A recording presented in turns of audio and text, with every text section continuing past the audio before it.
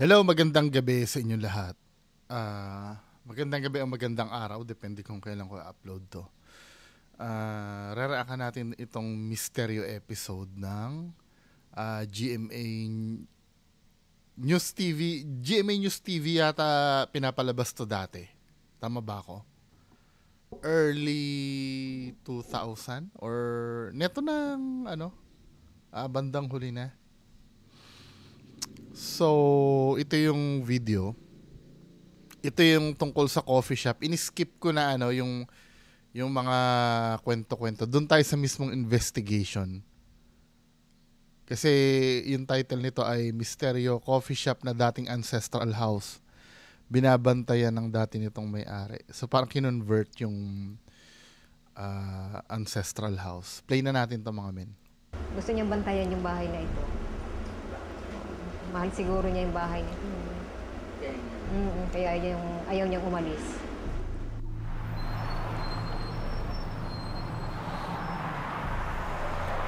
Hindi alam ng mga paranormal investigators na sina Alex Angeles, Ana de la Cruz at Rob Rubin ang mga nakakakilabot na karanasan sa cafe na ito.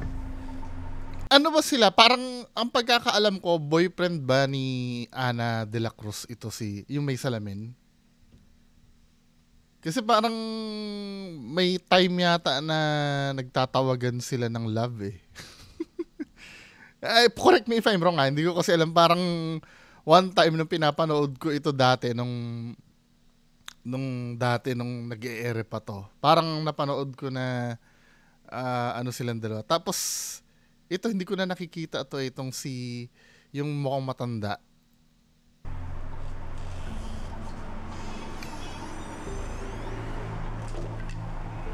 Wala rin kasiguraduhan kung magpaparamdam ang di umano'y mga espiritong ito sa kanila.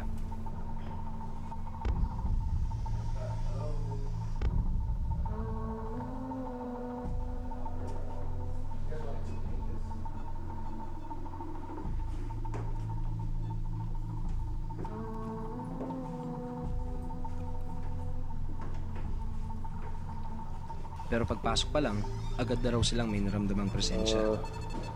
I think we already have a visitor. It's full blast right here between me and Alex. Yan, medyo compelling naman sa akin yun. Pero, syempre, pagka ganyan na halimbawa tumutunog, no, tingnan muna natin kung may contaminant sa paligid. Pero pagka, sa akin kasi, mga men, alam ko ito si Ma'am Ana de la Cruz. May psychic to. Tama ba ako? Or may third eye or kung ano man ang skills or power na meron siya sa ganyan. Kaya tama lang to na may katambal na EMF reader. Kaya lang, syempre, di ba? Tingnan natin baka mamaya may dahilan din kung ba't tumutunog. Pero lakas nung ano niya, nung more like a sheet. Okay. Maari raw ma-detect ng EMF or electromagnetic field meter ang anumang pero napapansin ko, di ba? Ito observations ko lang. Wait lang Aakit sila, no?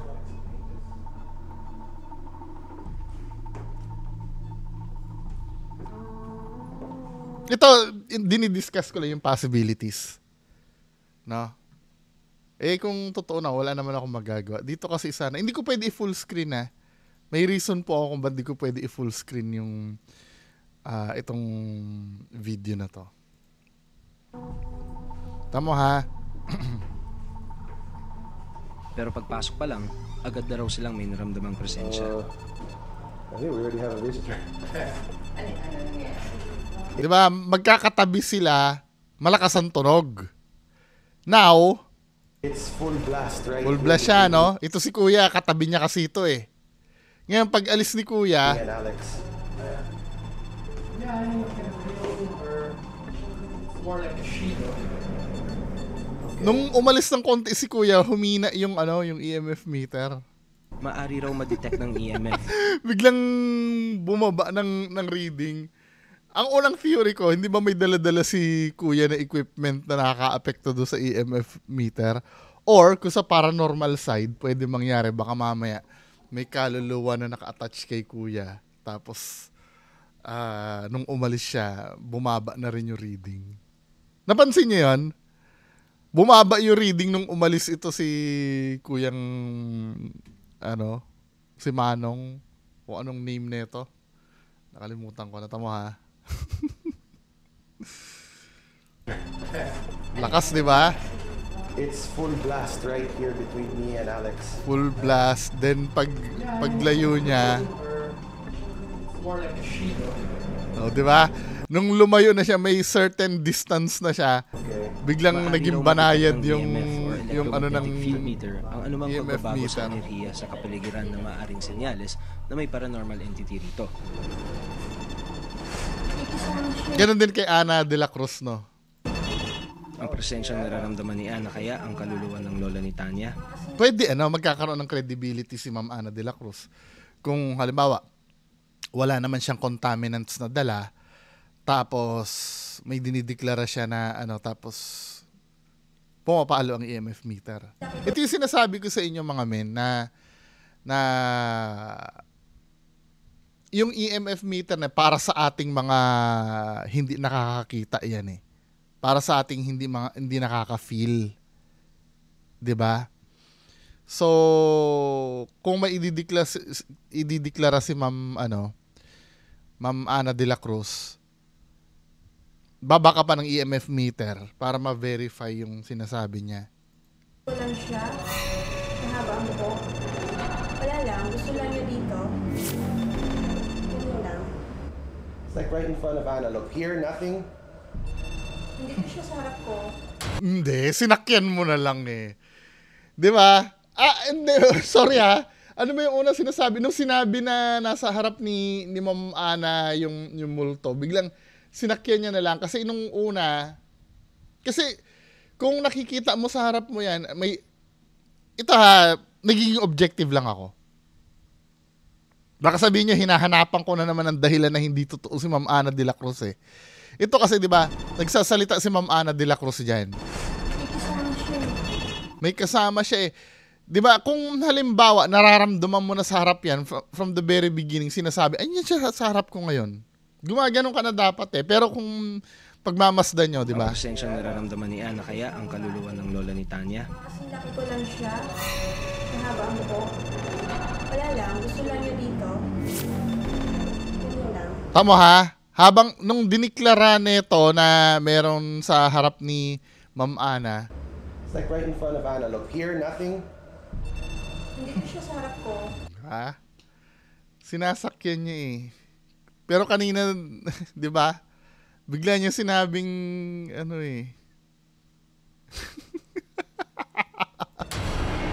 Pag-isip siya. Wala lang. Gusto ko dito. Okay na sana men eh kung hindi ko napansin yun na sinasakyan niya yung reading ng EMF eh. Ito yung malaking pagkakamali ng halimbawa kapag kayo ay nagdedeklara. Hindi, pwede naman mangyari yun. Hindi ko sinasabing hindi pwedeng mangyari. 'Di ba? Pwede naman mangyari. Baka na-late lang siya ng sasabihin niya na nasa harap niya. 'Di ba? Pwede naman mangyari yun. Kaya lang yung yung timing for me kaduda-duda kasi nga kung hindi pa sinabi nung may dala-dala ng EMF meter na nasa harap mo, hindi mo sasakyan na nasa harap mo. Ito yung payo ko sa may mga nagsasabi na may third eye sila. 'Di ba? I-make sure nyo na kayo ang mauuna lagi sa reading ng devices. Hindi kayo yung sumusunod sa devices. Hindi, pwede naman mangyari yon na sinusundan nyo kasi nga naman kung nandun naman talaga, 'di ba?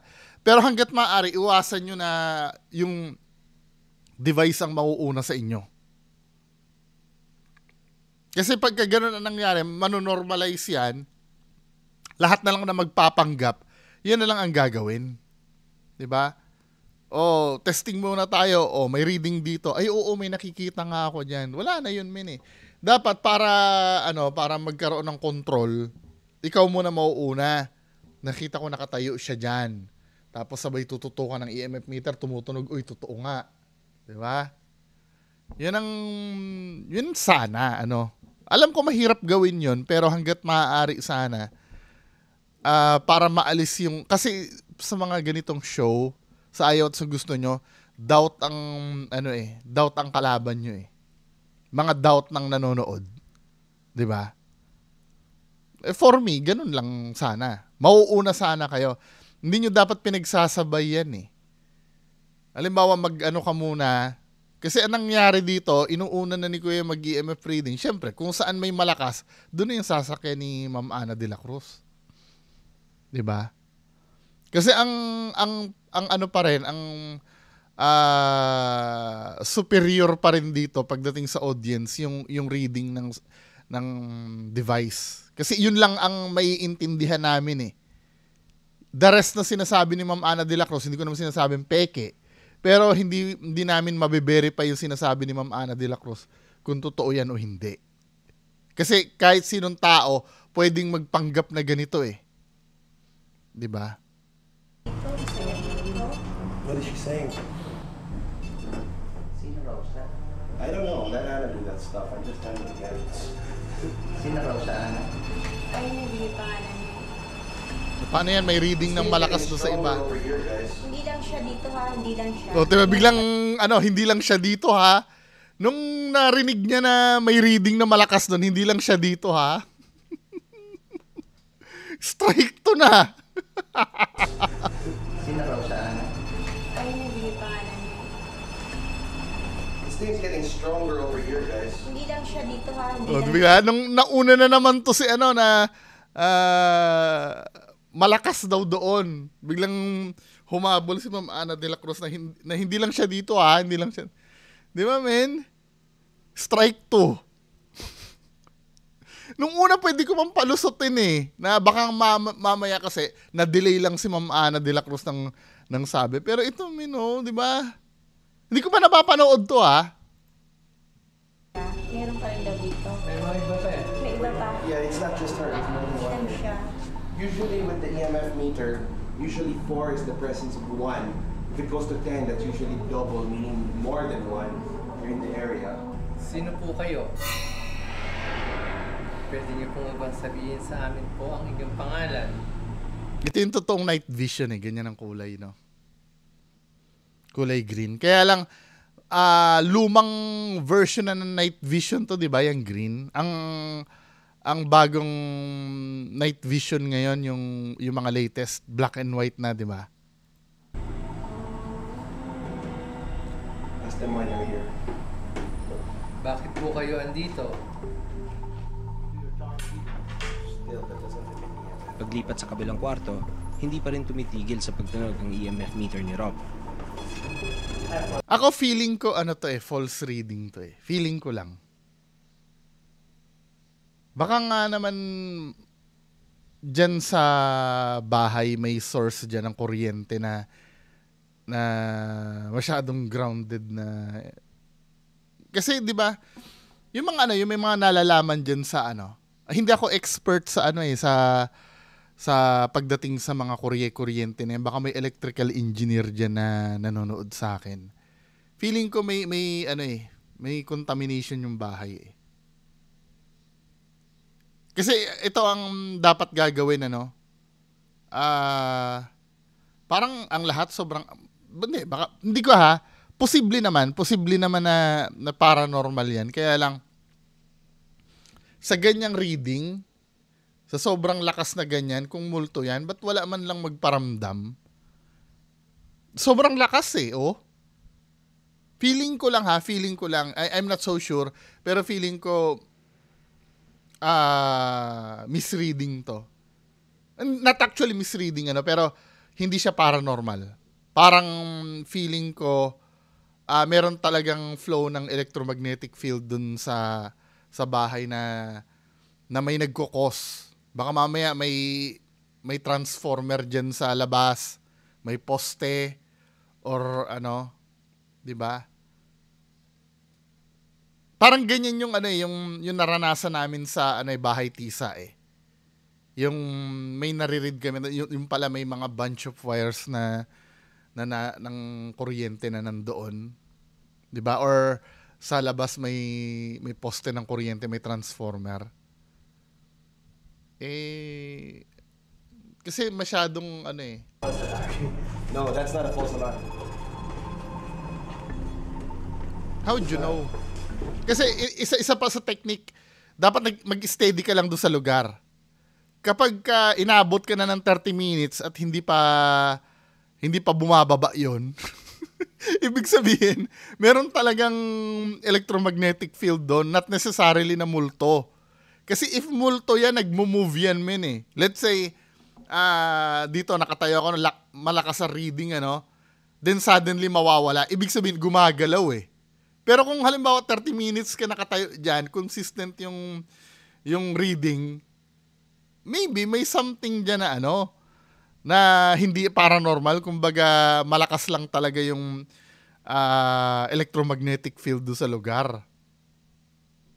Ano ba nagko-cause nun? Katulad doon sinabi ko kanina, baka malay mo may power line dyan na malapit or basta may kinalaman sa kuryente.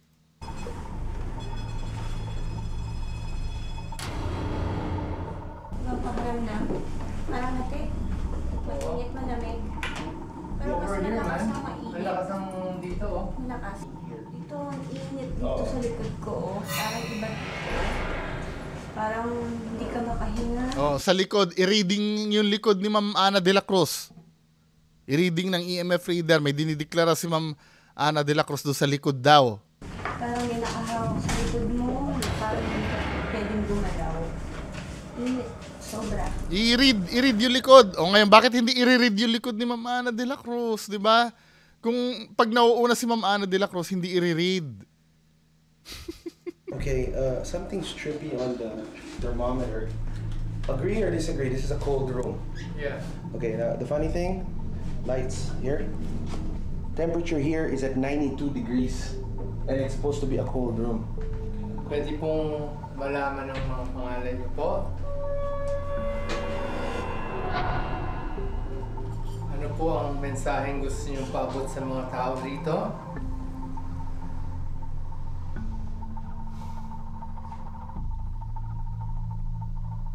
Parang may lalaki.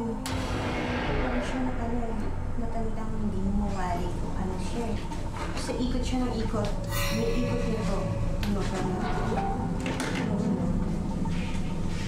Wala, hindi. Pagkatakang tumugma ang nakikita ni Ana sa di umano'y lalaking nagpaparamdam naman sa mga empleyado rito. Ang dami yun. Stuff Pinahintulutan din kami ng may-ari ng coffee shop na pasukin ang kwarto ng mga stay-in na empleyado. It's pretty steep in here too. We're getting a lot of company. Yeah, it's not just one. Yeah, I know. Dito, sa Yes. This place is an entire hotspot. This thing won't die.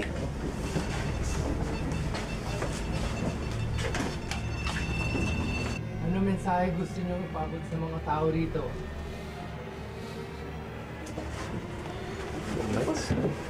Hindi, sorry ha, na I wasn't paying attention eh. Ano yung tumutunog? It's pretty steep in here. Kwarto ng mga Staff or Angelina Jolie only?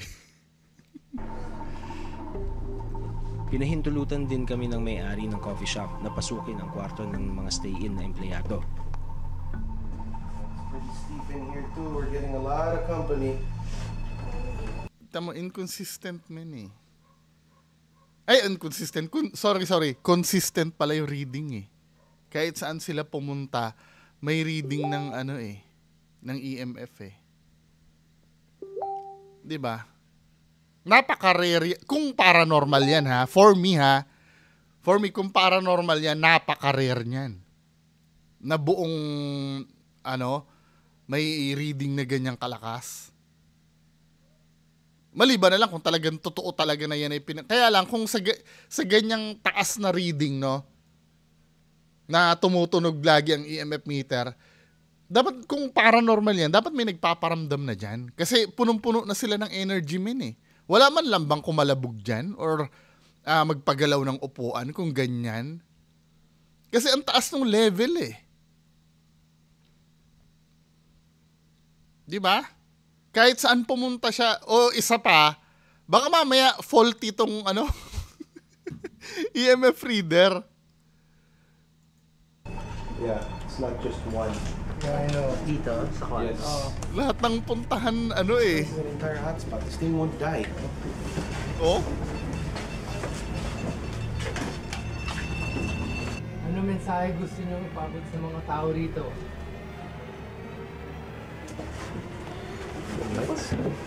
Sobra dito. Nakasasakit sa ulo. Pero dito, hindi ko kaya. Sakit sa ulo. Lakas humatak ng ano. Ginamit ni Alex ang scrying mirror. Isa raw ito sa mga bagay na maaaring ano yung gamitin masakit mo? Ano, ulit nga natin. Sobra dito. Nakasasakit sa ulo. Pero dito, hindi ko kaya. Kahit saan puntahan, tumutunog yung EMF meter eh, no? Sa ulo. Lakas humatak ng ano. Baka mamaya bogus yung ano, baka mamaya bogus yung ano, yung EMF reader. Baka ha, baka. Ginamit ni Alex ang scrying mirror. Isa raw ito sa mga bagay na maaaring gamitin para silipin ang paranormal world o ang mundo ng mga di pangkaraniwang nilalang. What do you see, Lex? I see an old woman. I also see a gentleman here. The old woman is just like wearing a duster or some sort, you know. She's not really that magarbo ang dating niya. She likes to portray herself as a simple person. Yung dalawang matanda, isang babae, isang lalaki. Yeah, happy lang sila rito. Oo, Eh. dito And yeah, na. there's nothing hostile Parang about dito it. na Yeah, sila. there's nothing hostile here. Dito na sila. Ang sinasabing lola ng cafe na ito, madalas magparamdam sa kanyang mga apo at hindi rin nagtago sa mga paranormal experts. Sa aking paglilibot dito sa cafe, magtagpo rin kaya kami?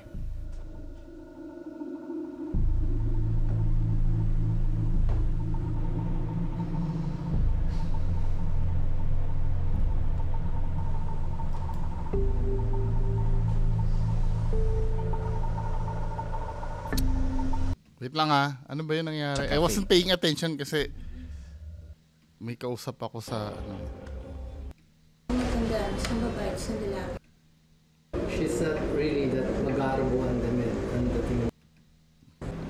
The old woman is Ginamit ni Alex ang scrying mirror. Isa raw ito sa mga bagay na maaaring gamitin para silipin ang paranormal world o ang mundo ng mga di pangkaraniwang nilalang. What do you see, Lex? I see an old woman. I also see a gentleman here. The old woman is just like wearing a duster or some sort, you know. She's not really that magarbo ang dating niya. She likes to portray herself as a simple person. Yung dalawang matanda, isang babae, isang lalaki. Yeah, happy lang sila rito. Oo, Eh. dito And yeah, na. there's nothing Nagsasakayan sila eh. Nagsasakayan sila ng ano eh.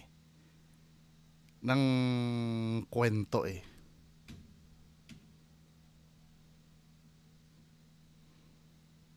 Diba?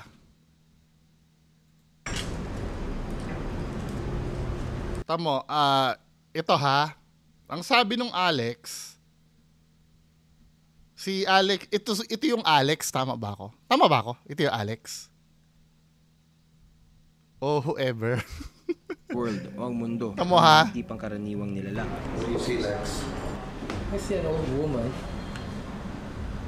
Kasi an old I woman. also see a gentleman here.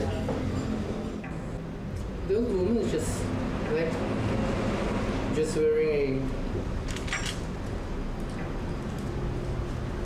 a duster or some sort, you know.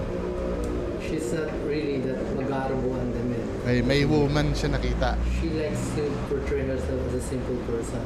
Yung dalawang matanda, isang babae, isang lalaki. Tapos ito sumakay naman na yung dalawang matanda, isang babae at isang lalaki. Parang pinipilit nilang mag-corroborate yung nakikita nila. Pero for me ha, opinion ko to, 'di ba? For me, parang ano yun eh, nagsasakayan lang kayong dalawa eh. Tapos tamo, Happy lang sila rito eh. bigla naging sila na. Ang dinidescribe nitong Alex na to, yung woman lang. 'Di ba? She likes to portray herself as a simple person. Ayan. So ang dinidescribe nitong Alex na to, yung woman lang, yung babae lang. Then sinabi ni Ana de la Cruz, yung dalawang matanda, isang babae, isang lalaki. So naging dalawa na, no? Tami sasabihin ni Alex, happy lang sila dito, naging sila na.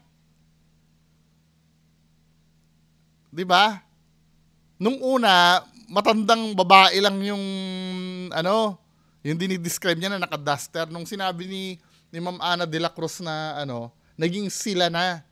Hindi, I don't know kung nagrerespetuhan lang sila ng ano nila, pero for me, 'di ba? Sinakyan, 'di ba, hindi mo naman nababanggit yung lalaki min eh. Bigla naging sila na yung sinabi mo. Hindi, maybe kayong mga nanonood wala kayong nakikitang mali doon. Pero sa akin kasi, nagsasakayan lang silang dalawa eh. Ma-offend na yung ma-offend sa akin ano kung fan kayo nito. Nagsasakayan lang silang dalawa min eh. Yeah, there's nothing hostile about it. Nandito na Yeah, sila. there's something hostile here. Dito na sila. Ang sinasabing lola ng cafe na ito, madalas magparamdam sa kanyang mga apo at hindi rin nagtago sa mga paranormal experts.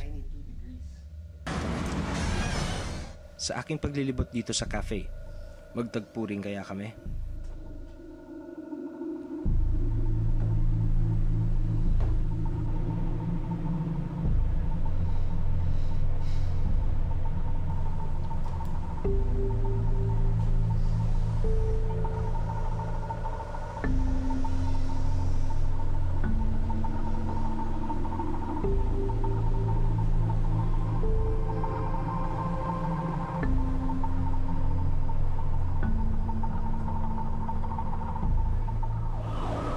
So I'm just gonna walk around in the rooms and then I'm gonna stay for a few minutes.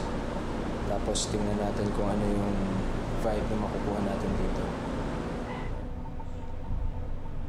Wala pa akong kakaibang nararamdaman dito sa cafe. Maaliwalas naman ang lugar, kaya wala akong dapat ikatakot.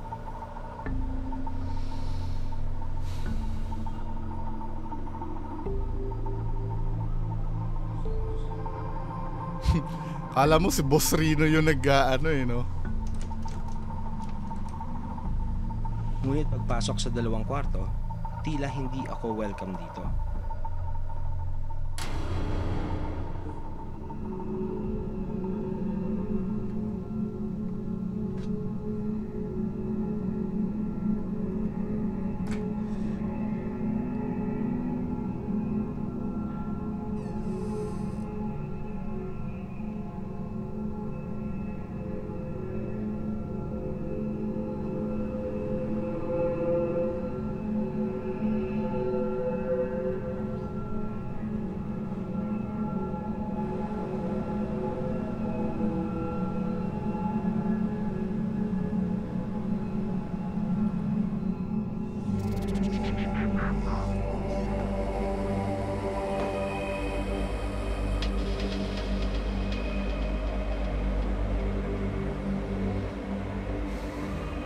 Protective yung nandito. Kung tama nga yung sinasabi nung nila Miss Tanya na Tama, yung ano, yung sinabi ni ano name nito? Ryan ba to? Sorry ano, hindi ko natatandaan. Medyo distracted kasi ako sa kausap ko. Buisit na yan. Hindi ko naman maulit-ulit tong ano ko dahil matagal na. Diba? wala nila yung Parang sinasakyan niya na lang. Siyempre narinig na ni Ryan Eigenman yung ano, yung kinikwento nung nandoon. Siyempre doon na siya magbabase ng thoughts niya. Whether may naramdaman siya diyan o wala, kailangan may sabihin siya eh. 'Di ba? dito. She's very protective of the place Kasi nga, ito yung dati nilang tirahan, ito yung dati nilang bahay. Now that it's converted into a business, coffee shop na siya, yung pagkaakyat ko nung hagdanan, at nilibot ko yung palapag dito sa labas, kung saan yung couch and then the bar, wala akong ramdaman doon.